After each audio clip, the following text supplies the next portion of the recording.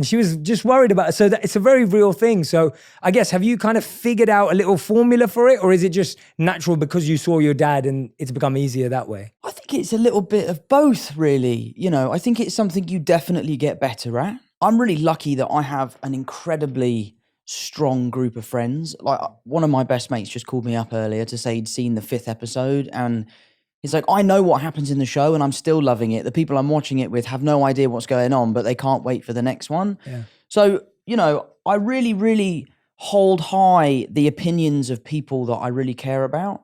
I'm also really lucky to have an amazing group of fans who are so supportive. They are diehard. They are there day one. And that makes me feel really good. But I do think a lot of my lessons in life have come from my dad, and the ways that he can deal with things that he hasn't done very well in the past, that he's passed on to me.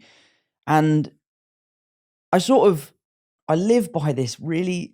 I don't actually know if Christian Bale did say this, but I think love he Christian did. Bale, I so love Christian we'll say Bale. he said I it. Yeah, love Christian we'll say Bale. he said it. Yeah. But I think the quote is, if you have a problem with me, text me. And if you don't have my number, you don't know me well enough to have a problem with me. That is so good. And I think that is such a great piece of advice, because as a celebrity, you live on this stage, you live out there, you kind of give out a version of yourself that you want people to see. Mm-hmm. And that can be the version of yourself that they can have a problem with or they can love. And there is I feel like I'm quite authentic in my public persona, but I just try to really care about what my family thinks, what my friends think, what the people in my local community think. I live in Kingston. I know everyone that lives there. I can't walk 5 feet without bumping into one of my mum's friends. So yeah, so it's something I've been working on.